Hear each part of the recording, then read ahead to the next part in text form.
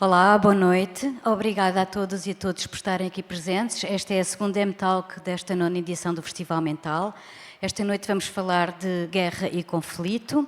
Tem sido um dia comprido no festival, começou aqui em cima com o workshop sénior, já tivemos no Orlando Ribeiro com a jovem, agora estamos aqui tranquilamente a discutir um tema muitíssimo importante. Como sabem, com base no filme Depois que segue na sala ao lado, Para todos e também para aqueles que nos vão seguir depois, mais tarde, através das redes sociais. Os convidados dispensam apresentações. O professor Nuno Severiano Teixeira, historiador, professor catedrático e presidente do IPRI da Nova e antigo ministro, conheci-o nessa altura com a pasta da Administração Interna. Também Miguel Palma. Ainda há pouco tempo estivemos também a discutir a questão da saúde mental, médico psiquiatra com experiência em crises humanitárias, integrou os Médicos Sem Fronteiras e trabalha neste momento a tempo inteiro no SNS, o que merece de facto uma grande ovação e um aplauso. Khalid Jamal ainda não chegou e tenho aqui a Sónia Pires, assistente social, que eu gostaria de dizer muito mais também sobre as suas funções e que me tinham dado a triste informação de que não viria. E veio, o que é também muito bom, e está connosco e vai partilhar também a sua visão como assistente social, principalmente nestas áreas em que vamos falar e tendo aqui também como ponto de partida o filme Civil War, que irão ter oportunidade de ver a seguir, ou que se calhar vão rever, que já terão visto, e que nos leva aqui a este tema desta M-Talk, guerra, conflito e saúde mental. Sónia, eu começo... Sofia. Eu estava a trocar-lhe o nome. Sofia Pires, exatamente. Sofia, como assistente social e com tudo o que tem acontecido nos últimos anos, que estamos, de facto, a assistir a mudanças muito bruscas na sociedade, até mesmo nos comportamentos e nas escolhas políticas, como vimos, o que é que gostaria de dizer para começar esta discussão em termos exatamente disto, guerra, conflito e saúde mental? Porque conflito pode ser muita coisa e se há algo que nós temos neste momento é uma sociedade em conflito. Eu julgo que está ligado, não? Está? Está ligado? Está. Bom, primeiro que tudo, boa noite e obrigada pelo convite. Realmente estamos a falar de conflito, estamos a falar de uma guerra, estamos a falar, ou seja, o filme transmite tudo um pouco. O que é que eu posso dizer enquanto assistente social? Que me preocupa? Preocupa-me uma sociedade que nós vivemos em que o individualismo está a imperar por tudo. É preocupante cada vez mais as pessoas terem dificuldade em encontrar qualquer caminho que seja e muitas vezes torna-se difícil também pelo menos no serviço social, ou pelo menos quem trabalha na área da saúde mental, diferenciar um pouco aquilo que nós vemos, aquilo que nós ouvimos, porque nós estamos numa sociedade, eu costumo dizer isto aos meus utentes, que é, nós estamos numa sociedade, e eu comparo isto um pouco como os semáforos. Temos o vermelho, temos o amarelo e temos o verde. E o que nós fazemos normalmente é passar do vermelho para o verde, ou seja, pensar é difícil, custa, ocupa tempo, mas é preciso, é obrigatório. E preocupa-me bastante, a mim e a outras colegas também, que vimos uma visão diferente. Não só a comunicação social, não só as redes sociais nos indicam, mas vemos uma sociedade em que neste momento não há ponto para pensar. As pessoas estão a agir conforme aquilo que ouvem, aquilo que veem, o sentir é difícil. E eu trabalho com ex-militares que estiveram na guerra colonial e cada vez mais também despreocupa o que se vê na televisão. E criticam muito certas posições. Melhor do que eles saberão o que é estar numa guerra, não é? E depois as consequências também que trazem a guerra. Que traz a guerra. A guerra, as guerras Deixa-me só aqui perceber. Criticam certas posições, falam daquilo que eles próprios veem em termos de comunicação social ou do discurso político e da análise política nessa comunicação social? Também porque, normalmente, o que procuram é se alguém tem uma solução, se existe solução. Eles próprios dizem, elas existem, as soluções existem, mas está sobreposto o interesse. E há interesses. E, normalmente, quando veem a comunicação social, por exemplo, eles estão sempre à procura de uma resposta. Porquê? Porque eles vieram, não estão bem, de maneira nenhuma, não estão bem também a família, e a questão é esta: será que isto nunca mais vai acabar? Será que isto é perpétuo? Será que ninguém percebe que a guerra, conflito, só traz o lado negativo? Porque não há nada positivo. E é isto que nos preocupa. Preocupa-me nós estarmos a viver numa sociedade em que prevalece o individualismo, a solidariedade é uma palavra, respeito, acho que já não sei o que é, ou pelo menos as pessoas já tentam procurar o saber o que é. E depois nós temos uma juventude que, ou seja, os nossos jovens hoje, como não sabem o que é o passado, quem são os nossos jovens amanhã? Professor Nuno Seviane Teixeira, exatamente como a Sofia dizia, não há memória. Parece que não há memória agora. Os jovens, o que é que se passa para... Há desconhecimento, a nova forma de estudar e de ter acesso à comunicação através das redes e do algoritmo que nos faz estar tão longe desse passado recente, não é? Porque os pais ou os avós deles estiveram na guerra e ainda convivem com os fantasmas dessa guerra. Sim, no nosso caso, em Portugal, a geração que tem os seus, sei lá, 70, 80, viveu a guerra colonial e, portanto, tem ainda essa memória direta. O pai esteve lá, não é? Sim, o meu também. E eu, enfim, o meu pai é militar e nós, a família, tivemos eu nasci na Guiné, por exemplo, fruto de uma comissão dessas, militar, e depois mais tarde em Moçambique, e portanto, há quem tenha a memória direta, essa geração, enfim, tem agora 70, 80, e depois há aqueles que receberam por herança, de partilha familiar, ou de amigos, etc. As gerações mais novas já não têm essa vivência direta da guerra e, portanto, não têm uma imagem daquilo que, enfim, as gerações mais velhas têm. Não têm imagem, não têm experiência e não têm, digamos, a memória transmitida. Agora, só para voltar àquilo que a Daniela tinha colocado no princípio sobre guerra e conflito, não é? Porque, apesar de tudo, são coisas diferentes. E talvez não fosse pior a gente olhar para essa diferença. A guerra é uma coisa muito concreta, porque a guerra não é entre pessoas, a guerra é entre Estados. Não é?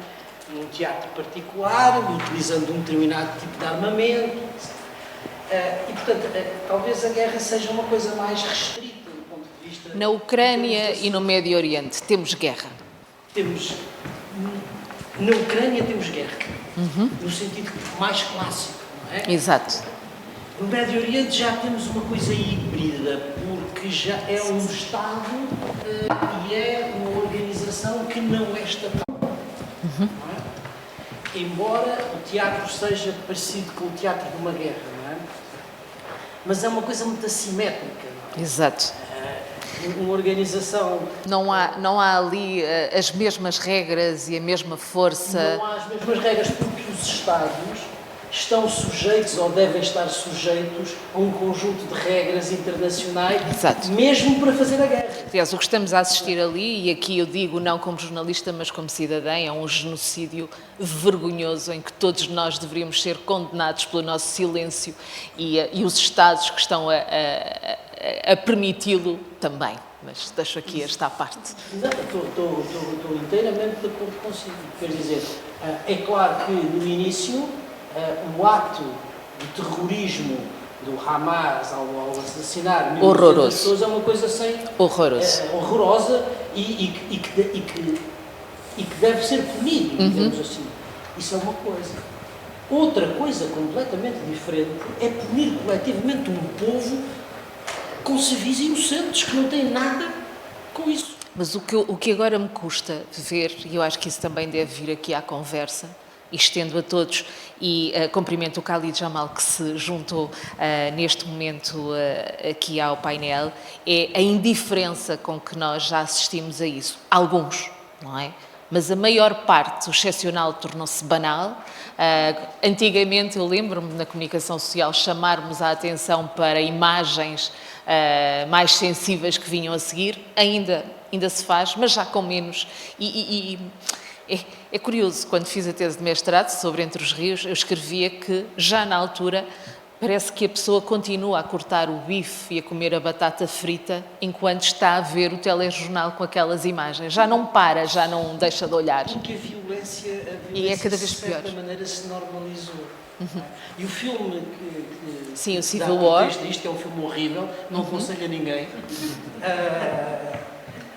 Mas é de uma violência que nos aproxima É de uma ao violência que... brutal e muitas vezes gratuita. E muitas vezes gratuita. E a guerra não é aquilo. A guerra é outra coisa. Mas nós estamos a viver aquilo? Ou a aproximar-nos daquilo? Não, daquilo não creio. Não creio. Ou seja, aquilo é um lado da guerra, não é? E visto de uma certa perspectiva, que é a perspectiva dos jornalistas, não é? Não vemos a perspectiva de nenhum dos lados dos beligerantes. E a guerra é isso. Mas, só para terminar... Sim, para estendermos. Portanto, a guerra tem essas características. O conflito não. O conflito é uma coisa, tem um conceito mais largo, não é? Nós podemos ter um conflito um com o outro. Isso pode não ser uma guerra. E mesmo a utilização do conceito de guerra, que a gente muitas vezes diz, guerra contra a pandemia, guerra contra a droga, já é um alargamento do conceito que nos retira verdadeiramente daquilo que é uma guerra no sentido clássico. E que não deve ser banalizada. Que o exemplo que nós temos hoje mais evidente é o que se passa na Ucrânia. Isso sim é uma guerra. Miguel Palma, como um médico psiquiatra, o que é que está a mudar nestes últimos anos aos antigos combatentes, mas também às jovens, não é? E os jovens têm cada vez mais, parecem ter, não é? Cada vez mais problemas em se encaixarem também nesta sociedade de conflito, de guerra, de incertezas. Sim, eu acho que já foi abordado. A guerra mudou, a guerra tem vindo a mudar. Antes havia um Estado que declarava guerra ao outro, havia alguma formalidade na guerra. Neste momento, há guerras em que é muito difícil perceber o que é que de facto se está a passar. Há guerras que são guerras em que ocasionalmente há ataques terroristas e depois há uma paz paz podre que se mantém. A África tem situações dramáticas que não se fala, não é? Há determinados conflitos em que é muito difícil conseguir perceber, mesmo estando lá, quem luta contra quem e, de facto, apesar de, e aqui só puxando aquilo que o professor Nuno Servente Teixeira disse, às vezes, quando se está na guerra, a guerra é aquela confusão em que não se percebe quem é que está a lutar contra quem, e se perde o contexto e se perde, no fundo, a narrativa. E eu, nesse particular, acho que o filme o descreve bastante bem, até numa cena onde duas pessoas da população sumarizam a guerra. Eles estão a tentar matar-nos, nós estamos a tentar matá-los. E, no fundo... Isso é sobrevivência levada ao mais elementar. Exato. E, portanto, aqui, no fundo, às vezes, a experiência de conflito e a experiência de guerra é também uma experiência de perda da linha narrativa e do que é que se está a passar. Por exemplo, tenho o exemplo do Congo, onde, estando lá, era muito difícil perceber quem estava a lutar contra quem, e portanto, nós, para desenvolver, eu falo aqui na experiência que tive nos Médicos Sem Fronteiras, para desenvolver as nossas atividades, nós temos de estar em permanente contacto com as várias milícias, e nomeadamente com as que estão em controle do território, e mudava de um dia para o outro com alianças imprevisíveis em que nós, estando lá, tínhamos alguma dificuldade em entendê-las. Voltando aqui à questão, eu acho que, de facto,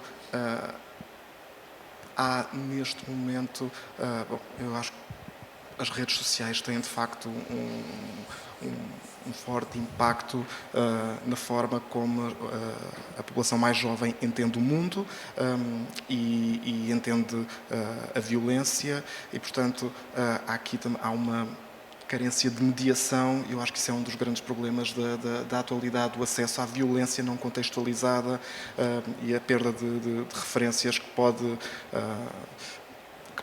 fazer com que os instintos mais negativos do ser humano prevaleçam face a um entendimento mais racional do mundo. Khalid, não estava cá no início, mas nós começámos esta ronda exatamente por este mote de guerra, conflito e saúde mental, no seu caso específico, tão conhecedor da realidade e de como as coisas têm mudado e tem sido até rápido, não é? Eu julgo que a nossa sociedade está a sofrer mudanças rápidas, se calhar demais, por isso é que estão a ser tão bruscas. O que é que sente e que balanço é que faz do que está a acontecer e também na própria saúde mental das pessoas com que lida? Bom, antes de mais, sinto que vivemos num clima de aceleração social e, como diz, a consequência deste clima de aceleração inegavelmente convoca a que as verdades de hoje sejam inverdades de amanhã.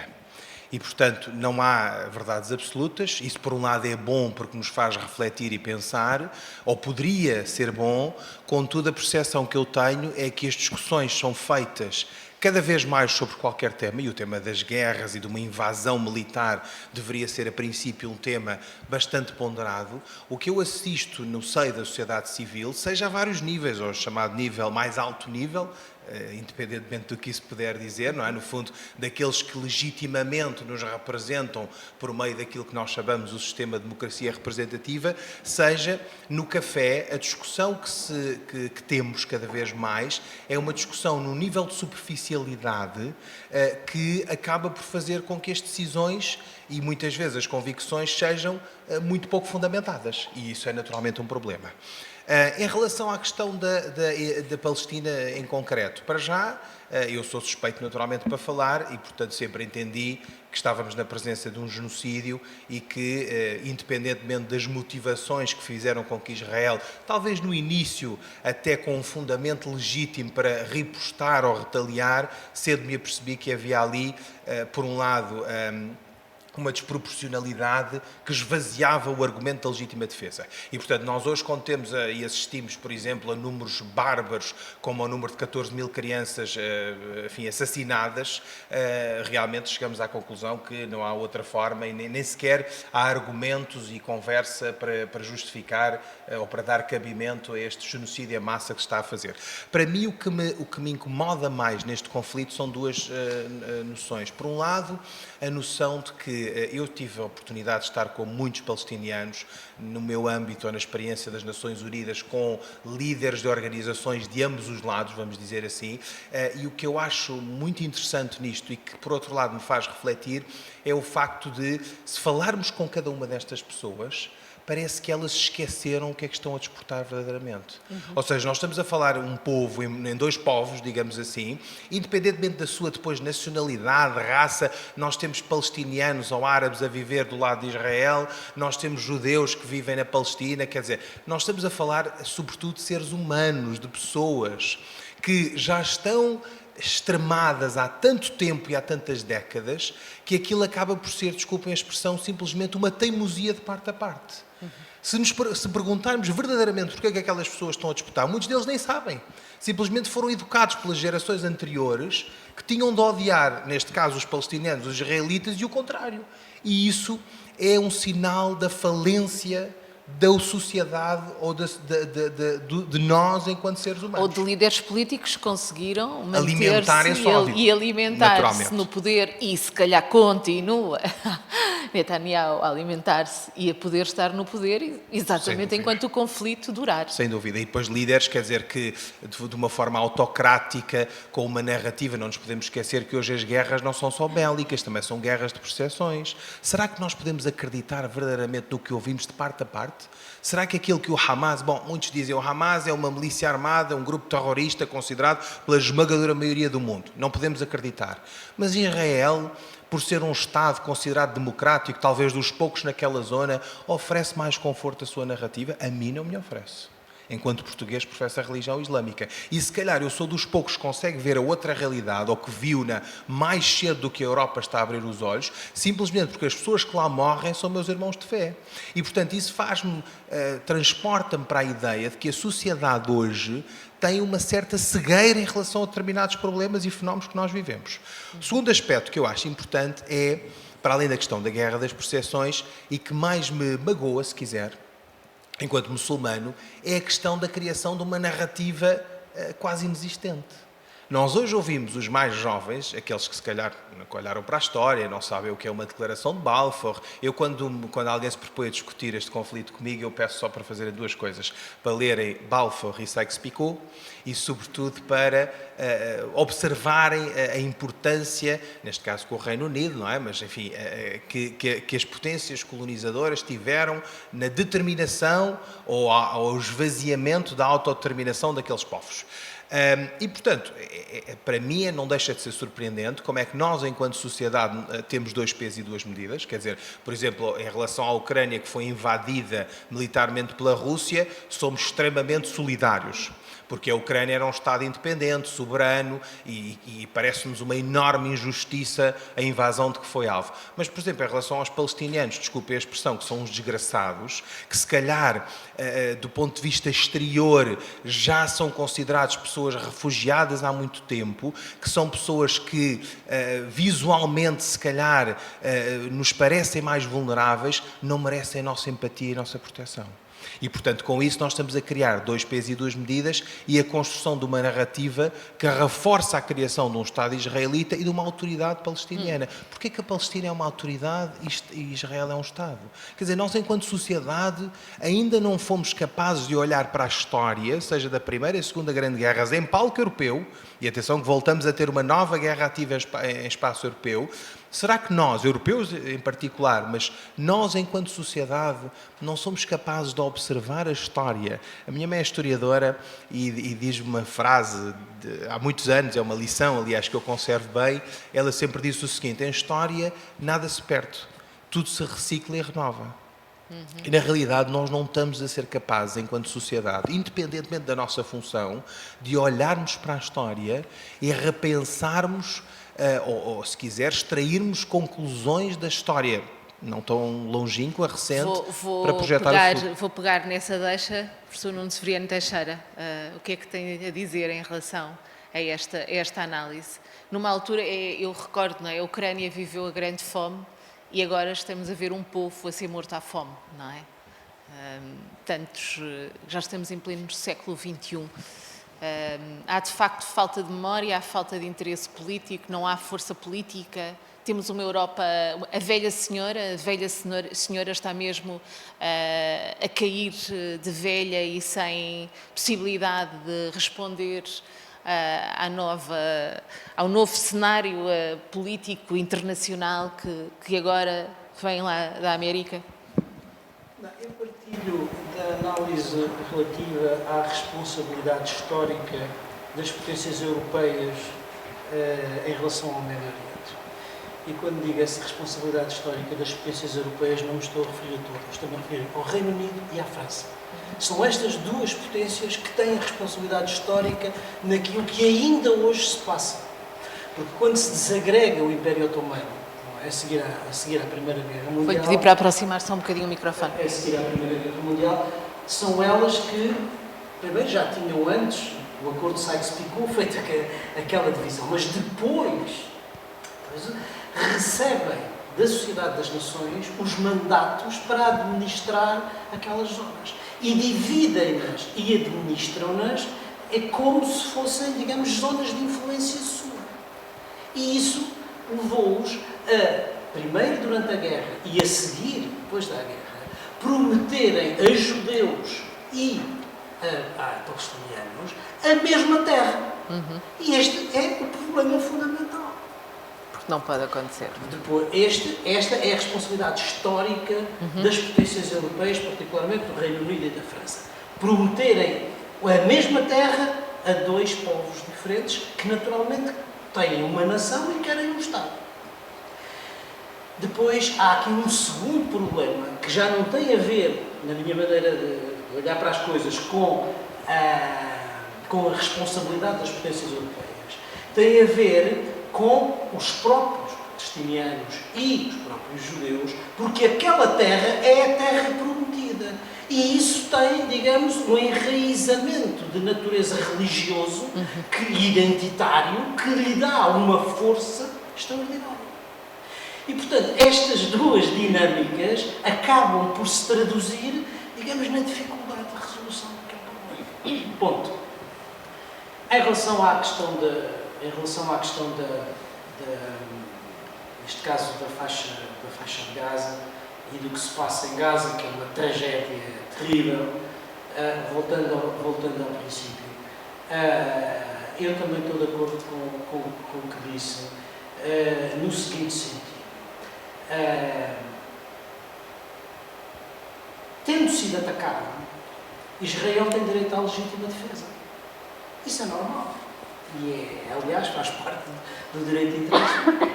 Agora, a legítima defesa tem uma condição, ou duas condições, que têm a ver com a necessidade e com a proporcionalidade. E, no que se passa em Gaza, nem uma coisa nem outra se verifica.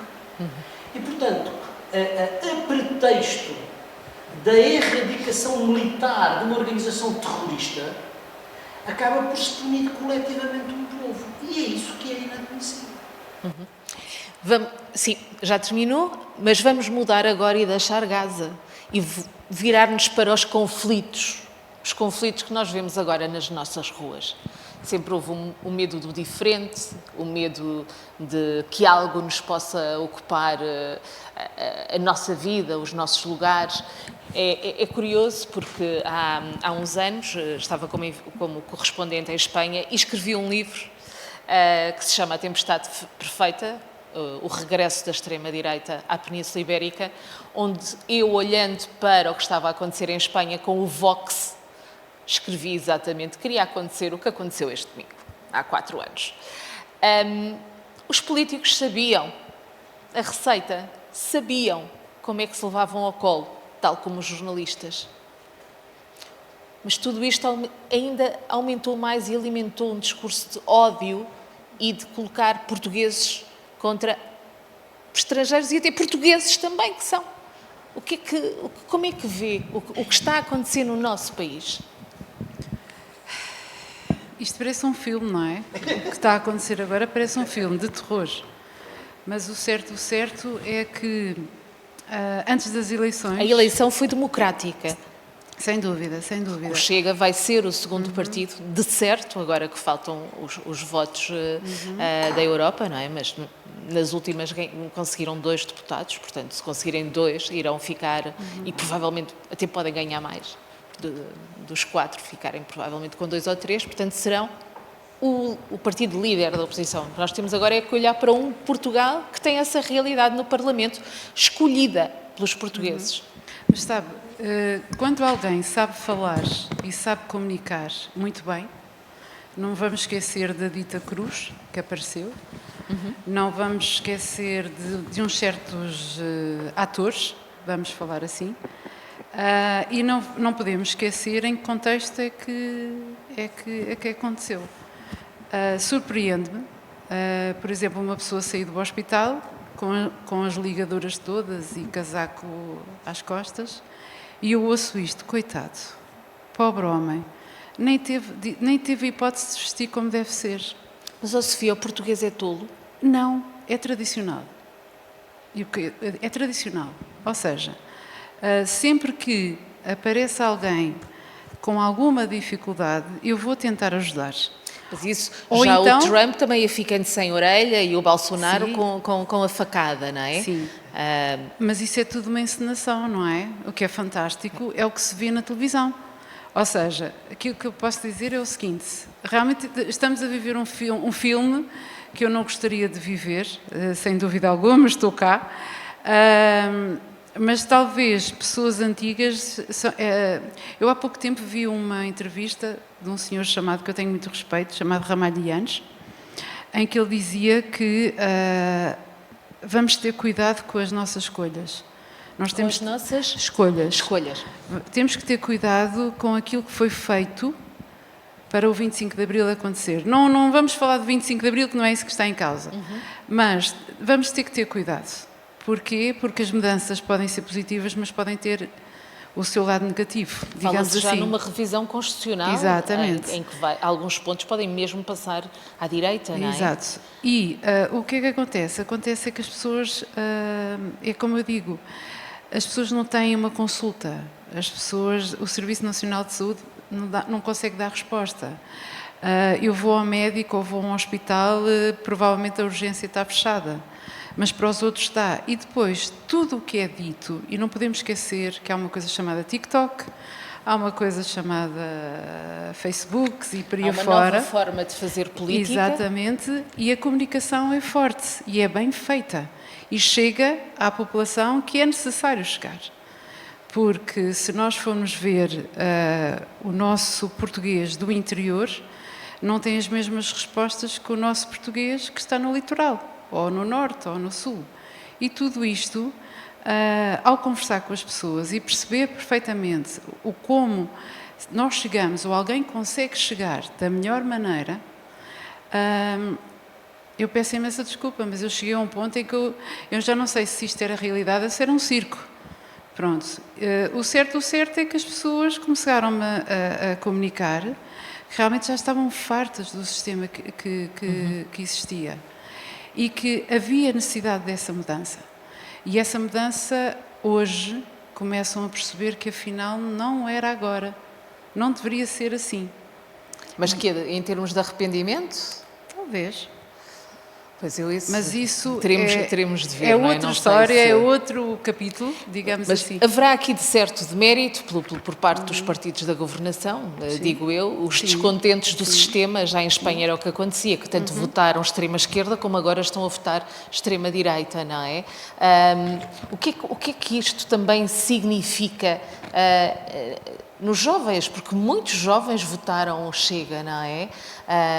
E eles estão descontentes quanto às respostas para o futuro, mas isto é um voto radical.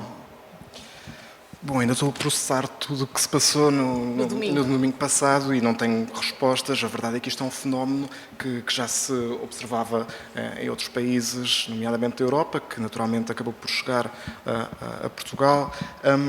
Há aqui aspectos que eu tenho interesse em perceber melhor, nomeadamente esta divisão entre homens e mulheres em termos de orientação de voto. Acho que é um aspecto interessante de análise. Um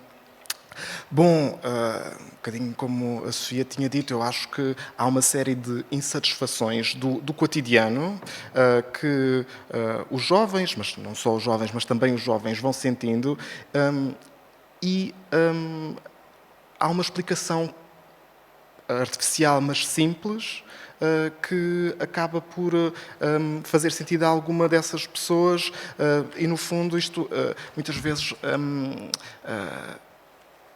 externalizar a ameaça no outro, na pessoa que é diferente, em minorias, é um mecanismo simples e fácil de lidar com o desagrado. Eu acho que foram anos de... bom, em que o Estado Social poderá ter falhado a algumas pessoas que foram excluídas também da globalização, e este desagrado, esta insatisfação acabou por ser... Miguel sabe que é dos poucos, já não são muitos, os médicos que estão integralmente no Serviço Nacional de Saúde. Eu dou aulas na universidade, os meus alunos, ano após ano, eu vejo que tenho mais alunos a precisarem de ajuda psiquiátrica. Eles não o escondem, em depressão, com vários problemas, alguns deles até porque os pais não podem mantê-los na universidade, eles são de fora e, portanto, também lidam com isso tudo. E não há médicos para eles. Não há, e eles não têm possibilidade de pagar 100 ou 120 euros por uma consulta privada. Portanto, o que é que está a falhar? É o Estado? São as próprias pessoas que querem mais e mais? Eu pergunto aqui, não é? Também é uma dúvida que eu faço. Mas depois também há outro lado, não é? Há outro lado. Quem é que vai a uma consulta de psiquiatria? Não é? Há necessidade, de facto. Mas será que ainda continua a existir esse pudor? Eu não sei, parece que sinto que, pelo menos alguns jovens já começam a falar mais abertamente sobre isso, na necessidade de procurar ajuda. É muito mais fácil, penso eu, que é muito mais fácil, peço desculpa, é muito mais fácil dos jovens em falarem entre si, até mesmo problemas entre si, do que eu dizer, eu estou a tomar uma medicação para uma depressão, e explicar também isto aos pais, não é? Porque hoje em dia o tempo é curto para tudo. Não é fácil dar resposta a qualquer situação que não esteja ao meu alcance. Porque os pais trabalham, porque normalmente chegam a casa e têm o seu dia-a-dia para fazer, digamos assim, e é muito complicado depois entender também um filho qual é o problema. Vamos ver, depois da Covid, se nós formos falar com os jovens, muitos deles não têm planos para o futuro, não é? Muitos deles ficaram numa situação, ou seja, estão numa situação em que... E nós temos alunos brilhantes.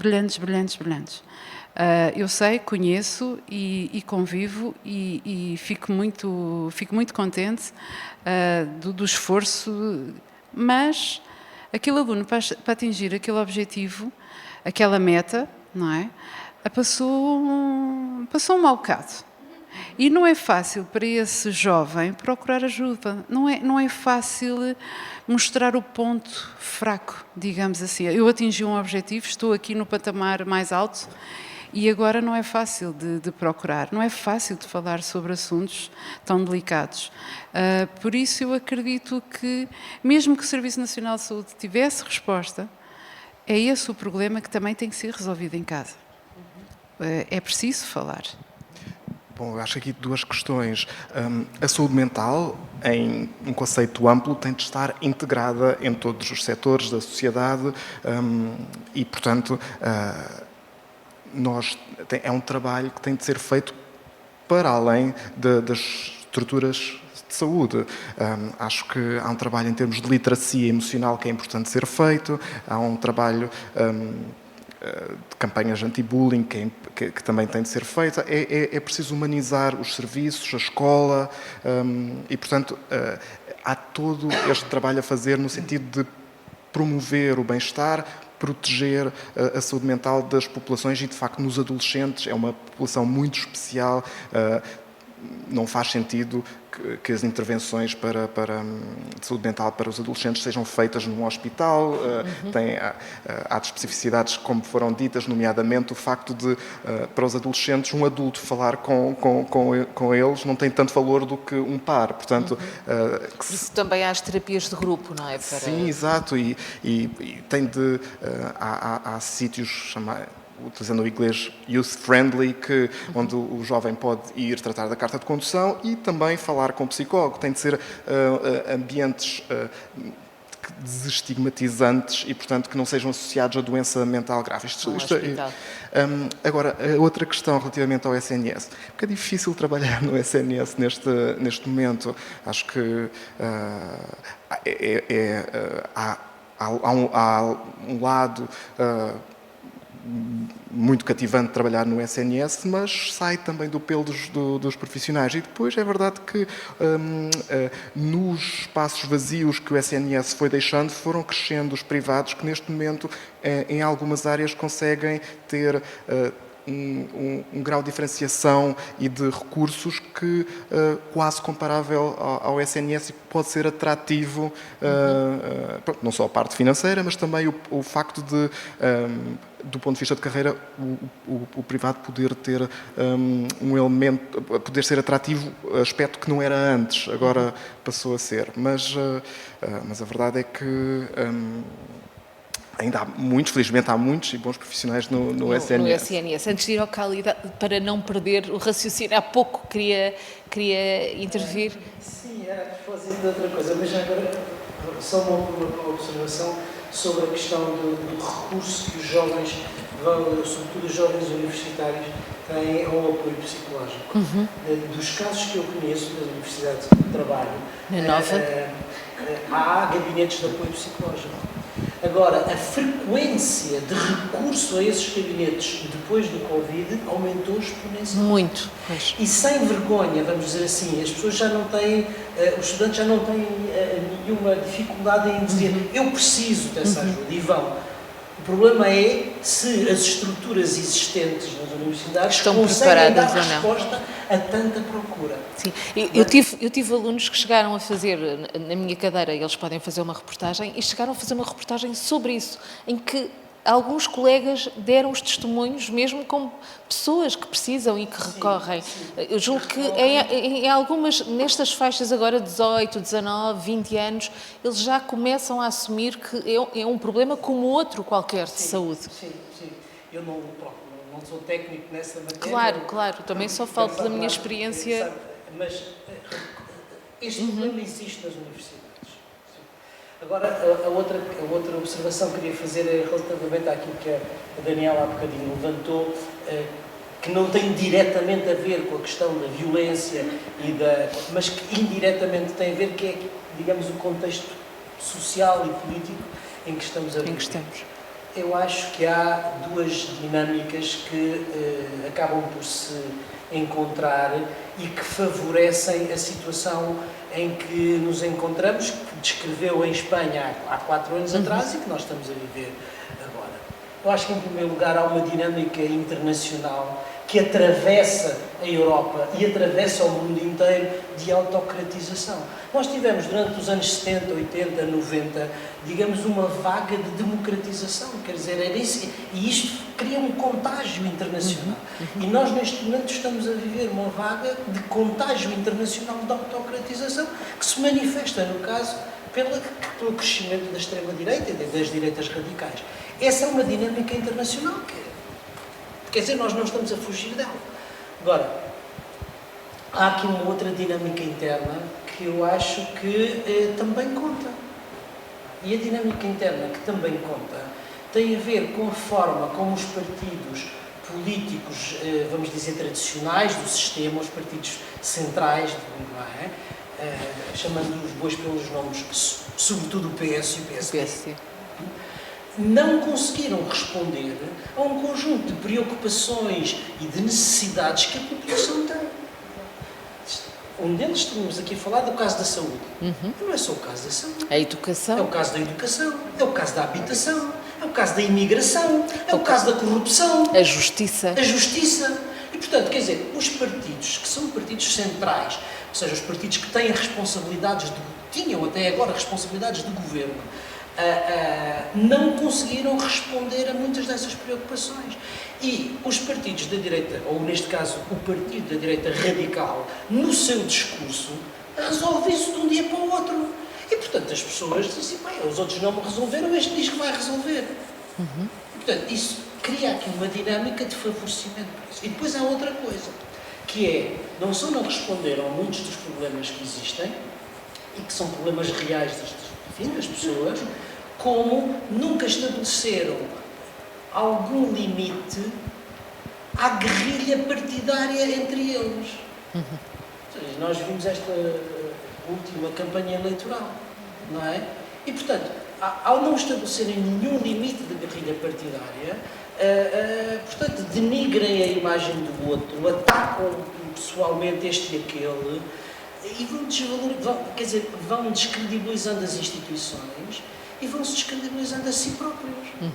E, portanto, isto, obviamente, é música para os Exato. É curioso que, por exemplo, no caso de Espanha, quando o Vox chegou à terceira força política, o líder, o Santiago Abascal, não deu uma única entrevista durante a campanha, deixou que os outros lhe fizessem o caminho. E parece que Ventura aproveitou os últimos 3 dias também para andarem atrás da ambulância, os jornalistas, e ele pouco falar, não é? Aqui também é uma... Mas isto não é nada novo, a questão é que já se viu, não é? No nosso caso português também há aqui uma responsabilidade da comunicação social. Muito grande. Uma responsabilidade muito grande da comunicação social, porque ainda há pouco tempo vi um trabalho feito academicamente sobre, digamos, a percentagem do tempo que é atribuído aos partidos tradicionais e a percentagem do tempo que é atribuído ao partido da direita radical, e é uma diferença brutal. E, portanto, quer dizer, a comunicação social também tem que arcar com a responsabilidade que tem.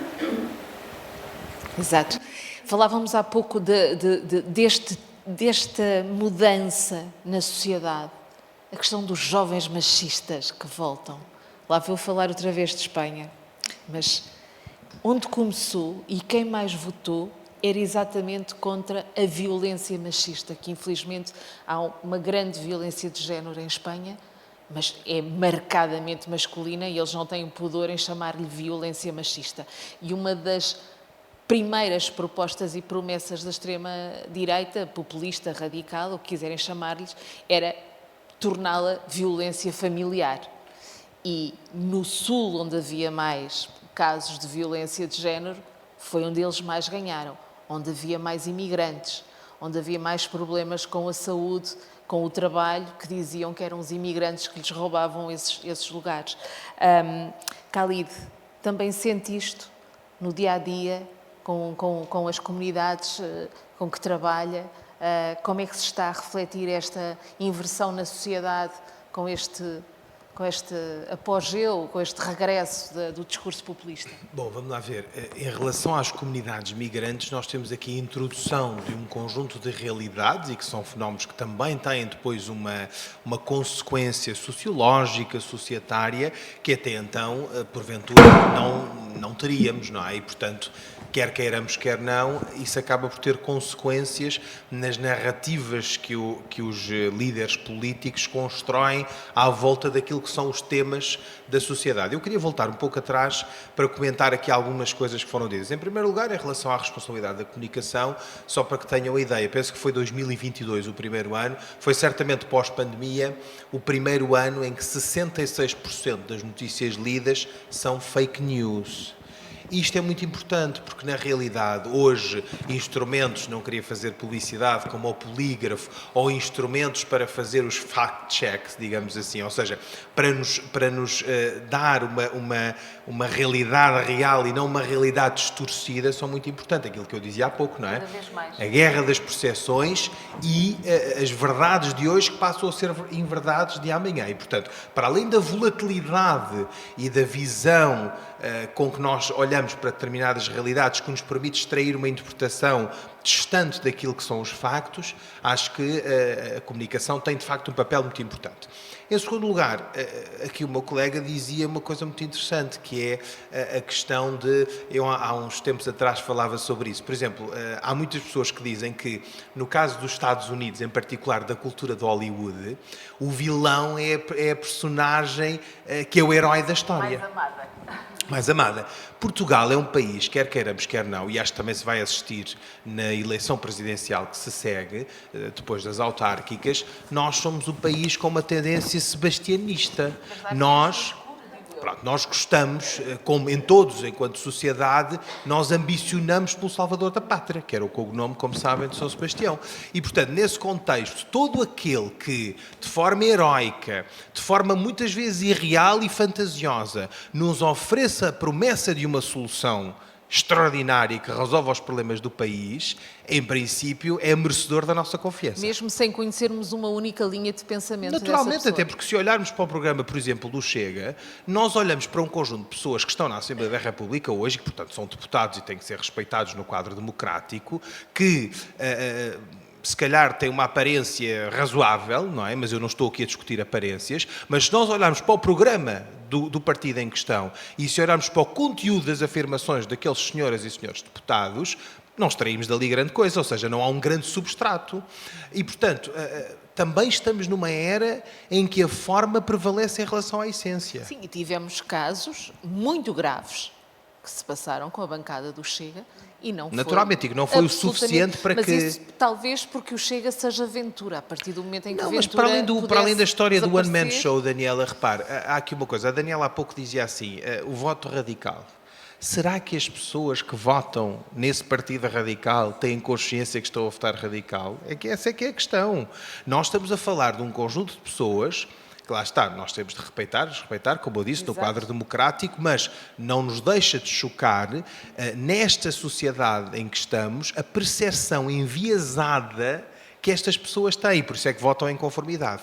Repare que os partidos de extrema-direita, todos eles, jogam essencialmente num campo em que há uma sociedade estafada por conta das promessas dos partidos do arco da governação, como dizíamos há pouco, não oferecem soluções cabais para a resolução dos problemas reais das pessoas e, portanto, jogam esse cansaço, se quiser, na criação de uma narrativa que depois dá percepções erradas. Por exemplo, em relação à questão dos imigrantes. Será que são os imigrantes que vêm subtrair, furtar postos de trabalho aos portugueses e afetam o seu poder aquisitivo? Já vimos que isso é uma falsa questão, não é? Porque a Segurança Social, por exemplo, sai amplamente beneficiada com a sociedade migrante. Ainda ninguém se deu ao trabalho, embora já houvesse o alerta de algumas pessoas com responsabilidade política, de perceber que se nós em Portugal não tivéssemos uma sociedade composta por migrantes, nós não teríamos, por exemplo, a comodidade de termos alguém a entregar-nos comida em casa, ou não conseguiríamos transportar-nos. Se me perguntar, há um excesso? Não sei. Há uma sociedade migrante cada vez mais visível na malha urbana da cidade? Há, com certeza. Até porque nós, no passado, estimávamos muito, por exemplo, as lojas tradicionais da Baixa de Lisboa e se calhar víamos porta sim, porta não, uma loja de mercearia de uma pessoa, de um migrante, por exemplo, e hoje, infelizmente, para nós, portugueses, não é? Olhamos e vemos porta sim, porta sim.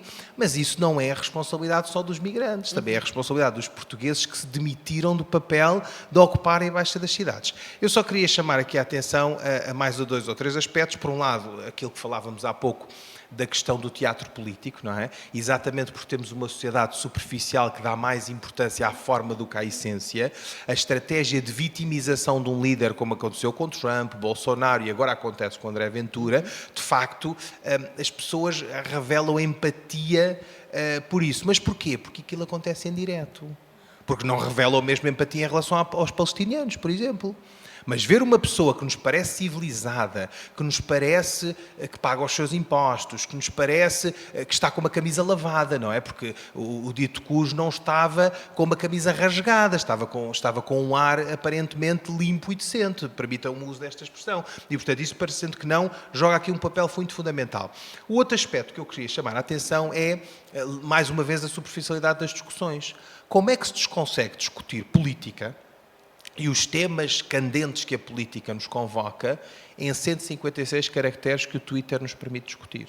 Ou seja, a discussão nas redes sociais é uma discussão que, quer queiramos, quer não, cria uma cultura. Para além dela propiciar, no fundo, uma discussão mais acalorada e as reações virais, não é assim que se designam, é muito difícil termos discussões ponderadas naquele fórum. E isso é um aspecto que eu gostava de salientar. Por outro lado, a dificuldade de diálogo já falámos, não é? E por outro lado, o que me parece importante é também olharmos um bocadinho para a natureza humana. Porque se a experiência me diz que nós, enquanto seres humanos, temos dificuldade em olhar para a diversidade como uma riqueza, somos um bocadinho, tendencialmente, avessos à mudança e olhamos com receio para algo que é diferente de nós. Mas isso tudo pode ser treinado e deve ser treinado. O que eu queria chamar a atenção era para o facto de, muitas vezes, criarmos monstros no seio da sociedade sem que nos demos conta disso. Por exemplo, se eu souber que a Daniela vai percorrer um caminho e lhe der uma recomendação, disser, Daniela, há 2 caminhos, não é o da direita e da esquerda, não é política, atenção, mas eu acho que tu deves ir pela esquerda porque pela direita, perante a minha percepção, está lá um precipício.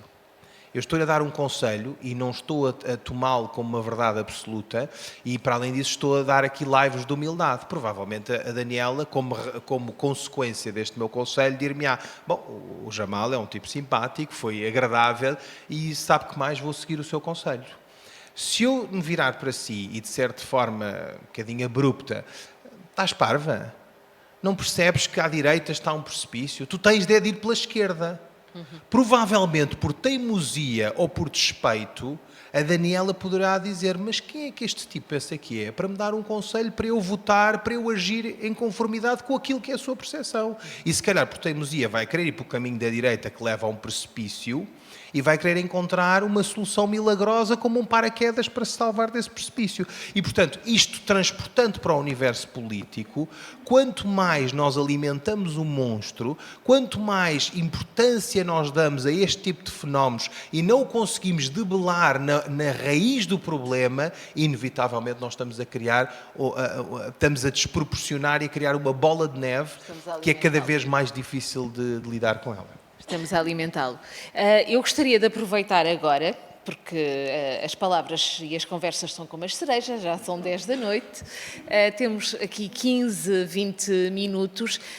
Eu não consigo ver bem a plateia aqui por causa das luzes, agora já vejo melhor. Se gostariam de colocar alguma questão e juntar-se também a esta conversa, que com todo o gosto, de certo, poderão responder. Há uma mão. Eu não sei se há algum microfone desse lado, senão eu posso dar o meu daqui, que é sem fios e está ligado. Ui, ora está aqui. Vou só pedir à pessoa que vai falar que, por favor, diga o nome para nós também.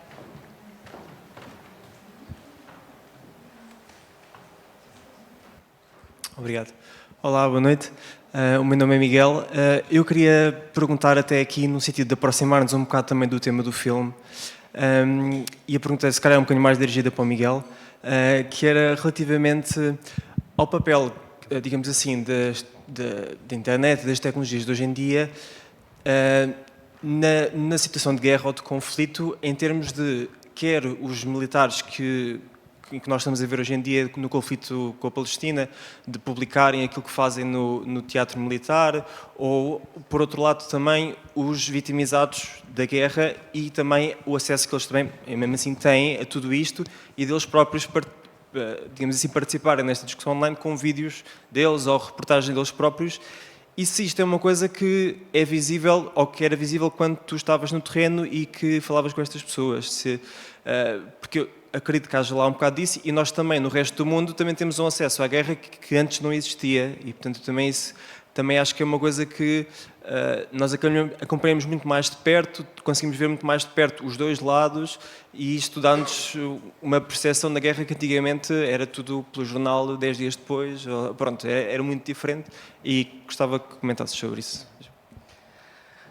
Então, a verdade é que a comunicação social e a guerra em direto tem tido um impacto nos observadores e, portanto, a guerra atravessa fronteiras. Há casos de perturbações ligadas ao stress muito para além das fronteiras onde as guerras acabam por acontecer. E, portanto, daí a importância da mediação, da contextualização, porque, de outra forma, quem vê, e sobretudo isto está mais estudado em crianças, apesar de não ser uma coisa exclusivamente de crianças, a observação não contextualizada destas imagens pode ter um impacto traumatizante no observador. Fugindo deste foco, a verdade é que a internet tem dois lados, tem um lado bastante nefasto, tem o lado da desinformação a nível durante o conflito, mas também tem o lado de ser muito mais fácil reorganizar formas informais dentro da comunidade de apoio às populações, quer através de pronto, grupos de pares, de partilha de pares, mas também a própria reorganização de sistemas de distribuição de medicamentos, de comida, e, portanto, é uma ferramenta que depende, de facto, do utilizador. Eu estou a lembrar vários casos, mas, por exemplo, na guerra na Ucrânia, de facto, a internet foi essencial para os sistemas que estavam perturbados pela guerra se reorganizarem de formas alternativas, e teve esse lado bastante salutar. Queria só acrescentar aqui uma coisa àquilo que o Miguel disse, que é pouco não tive a oportunidade de dizer, que é a cultura de indiferença e de apatia que as redes sociais criam. Para mim, o que é que eu acho mais chocante nisto? Quando eu estou... A Daniela chamou a atenção, e bem, no fundo da experiência que tem, nós éramos frequentemente, enfim, brindados com um discurso no telejornal, por exemplo, permitam-me aqui a publicidade do telejornal, é de facto uma marca registada da RTP e ao jornal da RTP, mas pronto, no Jornal das 8, o telejornal, fez agora mais de 60 anos, já deve estar nos 70, e que o jornalista dizia: as imagens que seguem são chocantes ou podem ferir a sensibilidade. Pronto. E, portanto, todos nós, como não tínhamos acesso a essas imagens, quando as tínhamos, íamos atrás delas. Lembram-se o Artur Albarrán com as imagens reais, não é? O horror, que era a expressão do Artur Albarrán, e, portanto, todos nós íamos à procura dessas imagens, um bocadinho por acharmos, lá está, por isso é que o sensacionalismo vence, não é? Porque o ser humano tem esta natureza dualista, do bem e do mal, e de ter uma certa, eu não vou dizer uma certa... Sim, um certo desejo, uma certa apetência por ver aquilo que é chocante, porque aquilo que, no fundo, uma conversa em que dirigentes de comunidades religiosas estão de acordo, não é notícia. Agora, se eles andarem à pancada, desculpem a expressão, e se extremarem, de certeza que é notícia para todos os jornais. Portanto, para além disso, o que para mim me choca é que as redes sociais misturaram tudo. Porque como são fóruns em que a informação é tratada não é sem responsabilidade, é sem filtro. Porque eu posso pôr lá o que bem entender. Hoje já não é bem assim, porque o Mark Zuckerberg e o Facebook e as redes sociais têm filtros, mas filtros que foram definidos por eles, que nem sequer muitas vezes estão em conformidade com as leis. Eu, que sou jurista, posso dizer. E, portanto, à partida, reparem bem no efeito que isto promove. Num nanosegundo, para usar uma gíria das tecnologias de informação, estou a ver uma criança palestiniana subnutrida a morrer à fome. E passado meio segundo, estou a ver o par de sapatos que eu gostava imenso de ter. Como é que isto há de criar nas pessoas um efeito de empatia e de humanidade? No minuto seguinte, no exato segundo, depois de eu ter visto uma imagem que me deveria chocar e que me deveria fazer refletir sobre o que é que nós, enquanto humanidade, estamos a fazer, vem uma coisa ótima, que também é importante, como é óbvio, mas que transporta o meu horizonte imaginário para algo muito mais fútil do que, por exemplo, alguém que está a morrer à fome, não é? Sofia, quer dizer também alguma coisa em relação a este tema, de acordo com as pessoas com que lida, não é? Uhum. Esta questão das redes sociais, das fake news. Onde eu trabalho, nós já estamos a receber os jovens, não é? Os que estiveram em África Central. E é interessante perceber a razão da internet naquele contexto. Ou seja, eles estavam-se a perceber do que estava a acontecer e essas mensagens estavam a chegar aos familiares.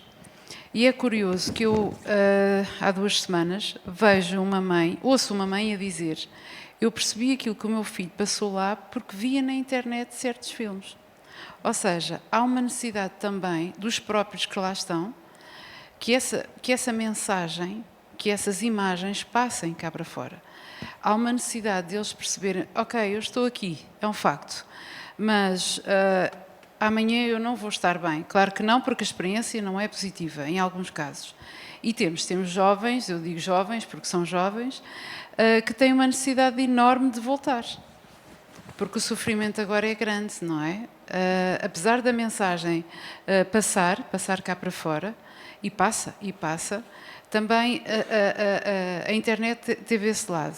Claro que teve o outro lado negativo, que é eles eles estão sempre a justificar aquilo que não é verdade. Há uma necessidade enorme de justificar, de explicar que aquelas imagens nem todas são reais. E essa necessidade é de extrema, que muitas vezes as consultas baseiam-se principalmente nisto. As pessoas ouviram na internet, na televisão, e ainda hoje eu ouço alguns dizerem: aquilo não é nada disto. Não é nada disto. Aquilo que aquilo que me mais marcou hoje, quando um jovem me disse: você conhece o cheiro do sangue? Não faço a mínima ideia. Então não tente. Porque nem a televisão, nem a internet consegue explicar. Não se consegue perceber. Mas se perceber alguém ferido, a deitar sangue, em que ninguém consegue auxiliar, vai perceber que aquela pessoa precisa de ajuda. Mas nós que estamos lá temos outra visão. E muitas vezes, e infelizmente, essa comunicação não passa para fora.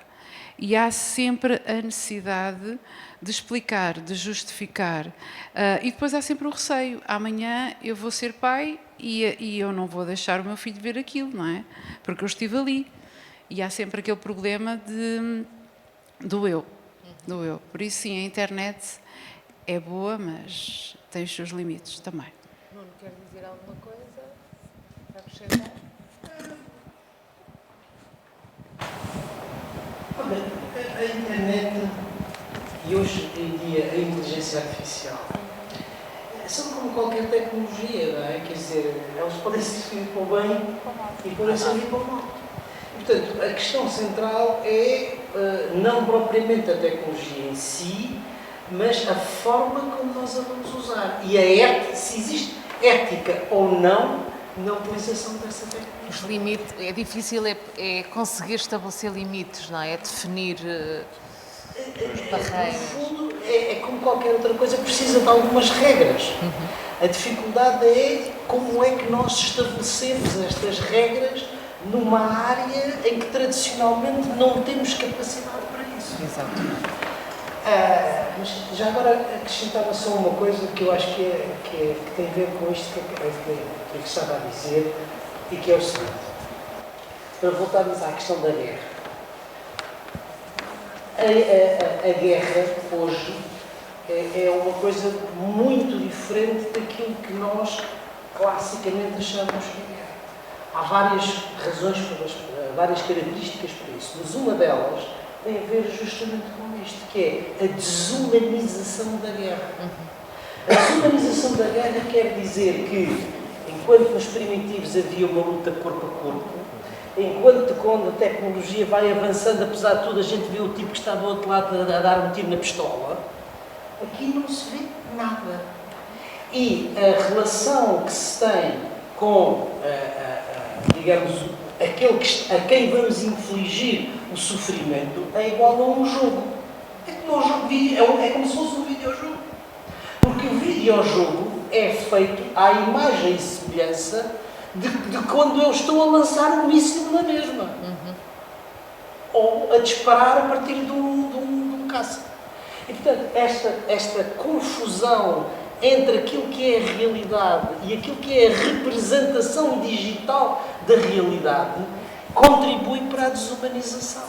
Desumanização é em duplo sentido, porque não estamos... a guerra está digitalizada, está robotizada, nós enviamos um drone e, portanto, não vemos o sofrimento do outro.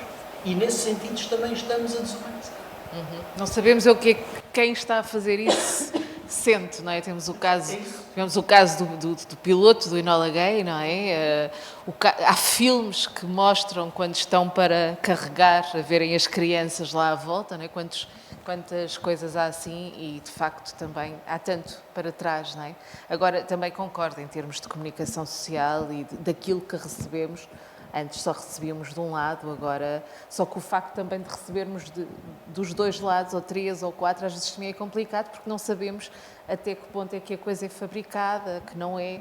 Mas quando estamos no terreno a situação é diferente e conseguimos ver com os nossos olhos. Eu não sei se há mais alguma questão, nós estamos mesmo aqui na reta final, temos 7 minutos.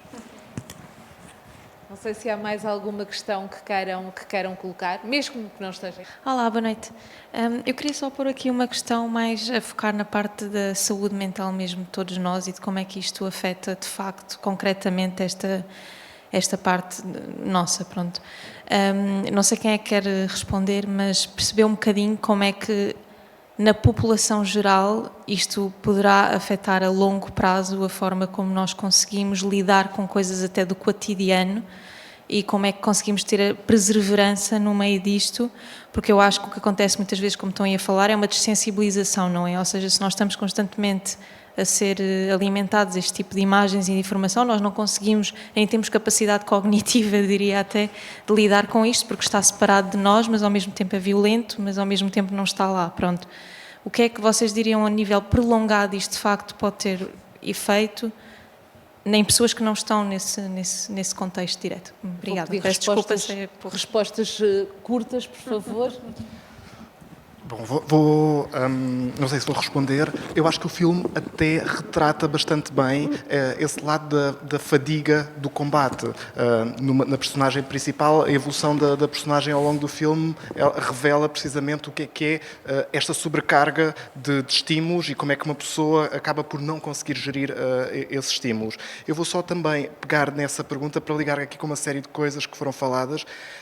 As redes sociais, a internet opera sobre o ser humano e sobre os instintos do ser humano. Eu nunca vi isto escrito, mas isto faz-me sentido e vou partilhar, que é o seguinte: o ser humano é a única espécie que funciona para além da sua manada. Isto é, os animais organizam-se em manada e foi-se estudar e parece que no ser humano, quando viviam em tribos, a manada dos seres humanos eram por volta de 150 pessoas. Com surgimento das civilizações, trocas comerciais, houve uma necessidade de interagir para além da manada. E, portanto, foram construídos quadros éticos, o direito, toda uma série de estruturas que regulam as interações entre os seres humanos, mesmo com os seres humanos que não pertencem à família, ao clã. E, portanto,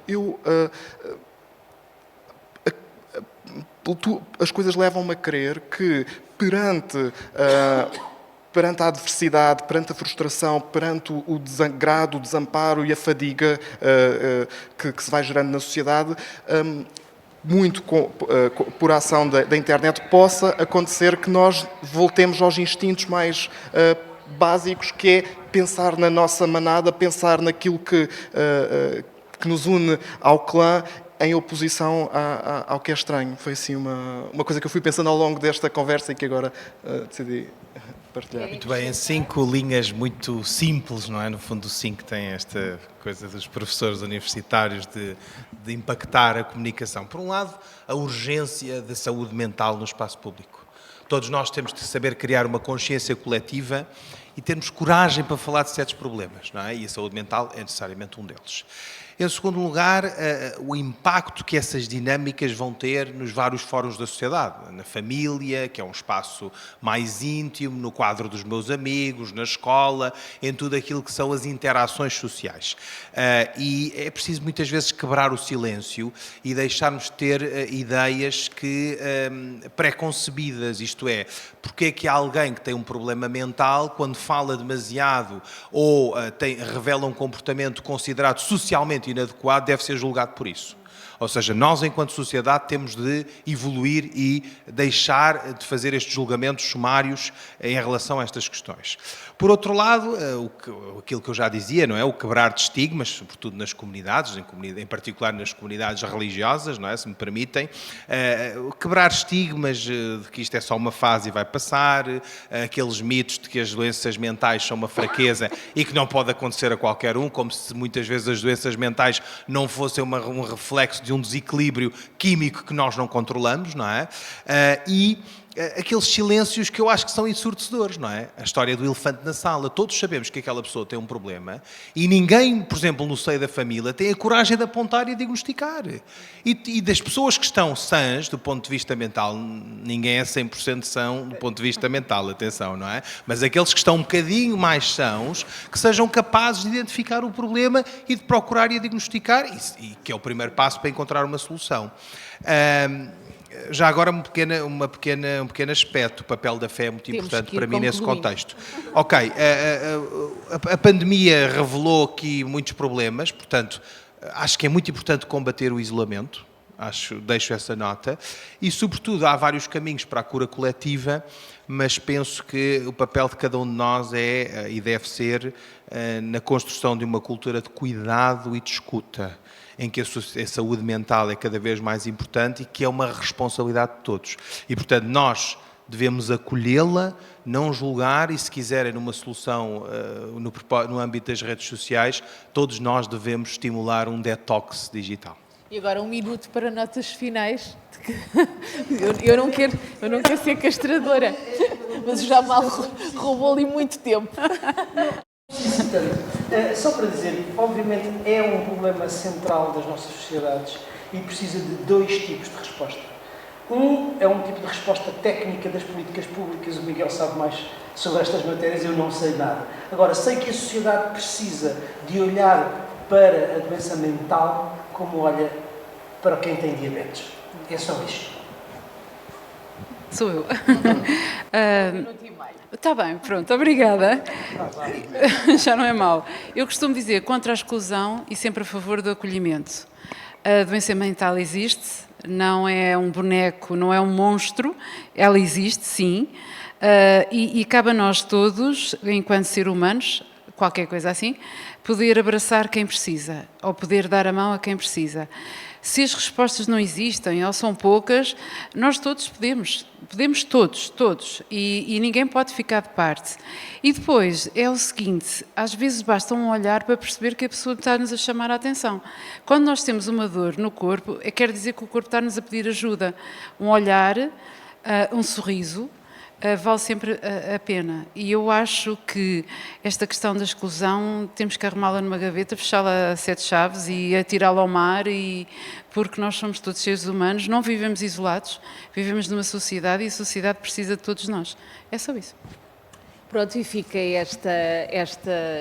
ficam estas palavras que são sábias, não é? E termos sempre um bocadinho para escutar. É muito importante, não é? É a tal catarse, falar e escutar. Obrigada também por nos terem ouvido e até à próxima. Obrigada a todos.